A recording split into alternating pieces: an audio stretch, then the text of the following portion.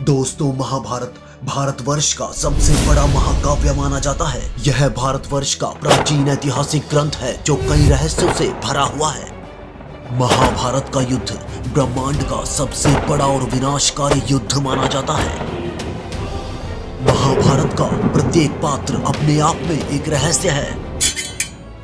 दोस्तों, अर्जुन, कृष्ण और द्रौपदी जैसे महाभारत के पात्र हमें सही और गलत का रास्ता दिखाते हैं। दोस्तों, वैसे तो महाभारत में बहुत से पात्र हैं, लेकिन कुछ ऐसे महान पात्र भी हैं जिन्हें हम महाभारत का नायक कह सकते हैं। दोस्तों, महाभारत में सभी पात्र किसी न किसी देवता या महापुरुष के अवतार थे। दोस्तों, चलिए आपको बताते हैं महाभारत के 11 सबसे खास किरदारों के बारे में, जिनके बारे में हिंदू धर्म के सभी भारतीय लोगों को पता होना चाहिए।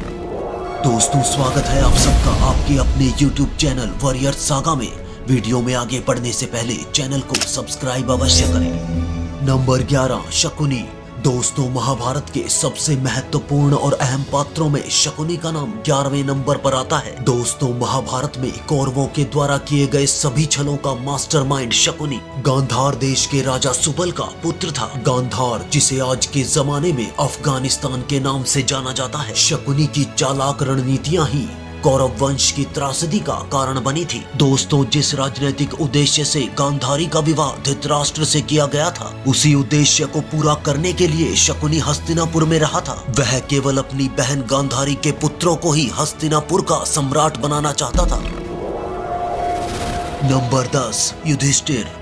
दोस्तों, 5 पांडवों में सबसे बड़े युधिष्ठिर अपने धर्म के प्रति अपनी प्रतिबद्धता के लिए जाने जाने वाले सबसे महान पुरुष थे। युधिष्ठिर धर्मराज और कुंती के ज्येष्ठ पुत्र थे। युधिष्ठिर अपनी सत्यवादिता और धर्माचरण के लिए पूरे विश्व में विख्यात थे। वे देवता धर्मराज का अंश थे, जिसकी वजह से युधिष्ठिर को पूरे विश्व में धर्मराज के रूप से भी जाना जाता है। दोस्तों, महाभारत में पासे के एक धोखाधड़ी के खेल में युधिष्ठिर की भागीदारी की वजह से ही सभी पांडवों का हस्तिनापुर से निर्वासन हुआ था, और जिसके परिणाम स्वरूप सभी पांडवों को 12 वर्ष का वनवास और 1 वर्ष का अज्ञातवास भोगना पड़ा था। नंबर 9, दुर्योधन। दोस्तों, 100 कौरव पुत्रों में से धृतराष्ट्र का सबसे बड़ा पुत्र दुर्योधन था। दोस्तों, दुर्योधन की मूर्खता, लालच और ईर्ष्या की वजह से ही महाभयंकर और महाविनाशकारी महाभारत का युद्ध हुआ था। दोस्तों, महाभारत में दुर्योधन को कलयुग का अवतार माना जाता है, और उसके 100 कौरव भाई पुल सत्यवंश के राक्षस के अंश थे। दोस्तों, दुर्योधन एक दृढ़ संकल्पी, गदा युद्ध में पारंगत और एक शक्तिशाली योद्धा था। नंबर 8, भीम। दोस्तों, भीम पवन देवता के आशीर्वाद से प्राप्त कुंती के दूसरे नंबर के पुत्र थे। दोस्तों, महाभारत काल का भीम एक महाबलशाली और ताकतवर योद्धा था। ऐसा माना जाता है कि भीम में कई हजार हाथियों का बल था। महाभारत युद्ध में भीम ने ही दुर्योधन और दुशासन समेत गांधारी और धृतराष्ट्र के 100 पुत्रों का वध किया था। नंबर 7, सूर्यपुत्र कर्ण। दोस्तों, देवताओं में सबसे प्रमुख देवता सूर्य देव के अंशावतार और कुंती के पुत्र कर्ण थे। दोस्तों, कर्ण के बारे में सभी जानते हैं कि उनके पालक माता पिता का नाम अधीरथ और राधा था। दोस्तों, कर्ण ने अपनी शस्त्र विद्या गुरु परशुराम से सीखी थी।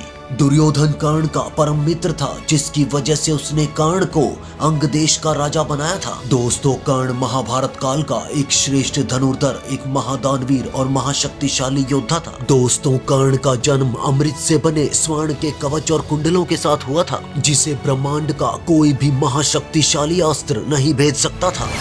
दोस्तों, महाभारत में देवराज इंद्र ने छल के द्वारा कर्ण के कवच और कुंडलों को दान में मांग लिया था, और उसके बाद ही युद्ध भूमि में अर्जुन कर्ण को मार पाए थे।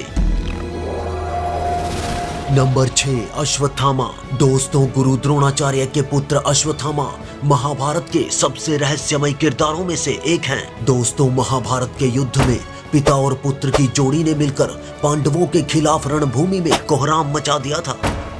दोस्तों, पौराणिक कथाओं के अनुसार अश्वत्थामा महादेव, काल और क्रोध के सम्मिलित अंश से उत्पन्न हुआ था।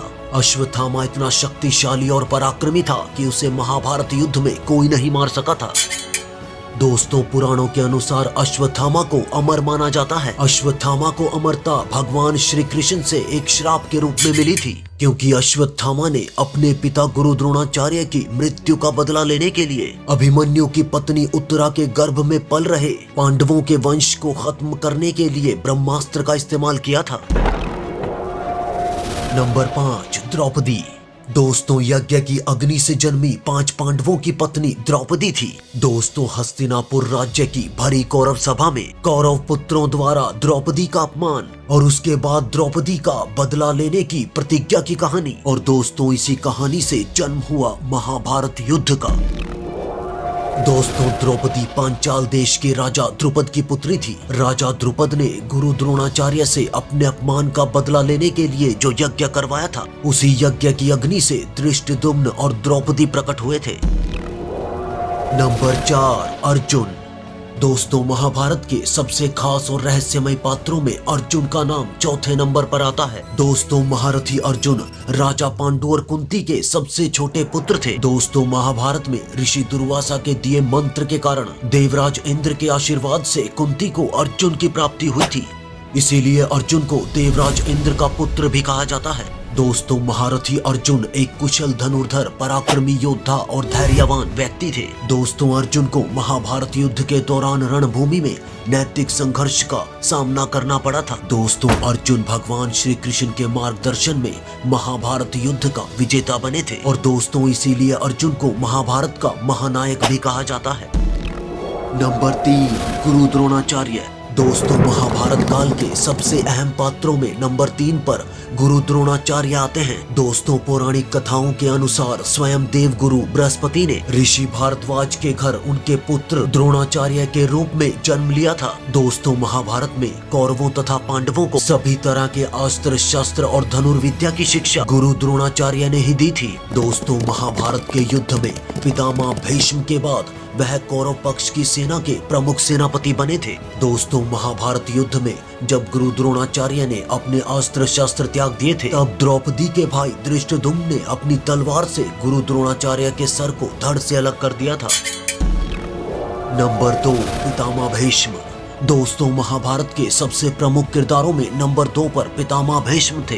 दोस्तों ऋषि वशिष्ठ के एक श्राप के कारण अध्यो नाम के एक अष्टवसु ने महाराज शांतनु और गंगा के पुत्र के रूप में धरती पर जन्म लिया था। दोस्तों पितामह भीष्म का असली नाम देवव्रत था, लेकिन अपनी पितृ भक्ति और हस्तिनापुर के सिंहासन के लिए आजीवन ब्रह्मचारी रहने की प्रतिज्ञा के कारण उन्हें भीष्म कहा जाता है। दोस्तों पितामह भीष्म महाभारत युद्ध के सबसे शक्तिशाली और महापराक्रमी योद्धा थे। उन्हें अपने पिता राजा शांतनु से इच्छा मृत्यु का वरदान प्राप्त था। दोस्तों महाभारत युद्ध के समय उन्होंने पांडवों के साथ 10 दिन तक घोर युद्ध किया था। पितामह भीष्म पांडवों के एक दिन में 10,000 से अधिक सैनिकों की हत्या कर देते थे। दोस्तों महाभारत युद्ध के 10वें दिन अर्जुन ने शिखंडी को आगे कर छल के द्वारा पितामह भीष्म पर अनगणित बाणों की वर्षा करके उन्हें बाणों की सैया पर लिटा दिया था। नंबर 1, भगवान श्री कृष्ण। दोस्तों 64 कलाओं और अष्ट सिद्धियों से पूर्ण श्री कृष्ण को द्वापर युग में भगवान विष्णु का 8वां अवतार माना जाता है।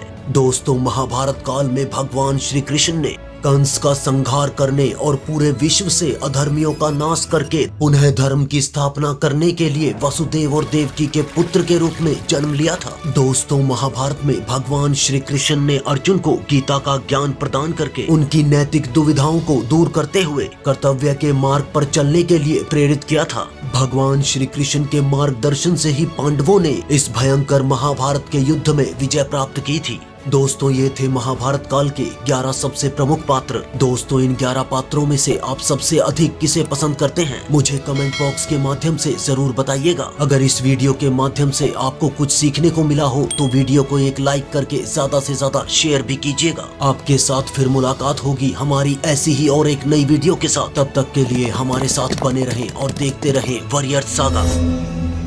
दोस्तों आपका कीमती समय देने के लिए बहुत धन्यवाद।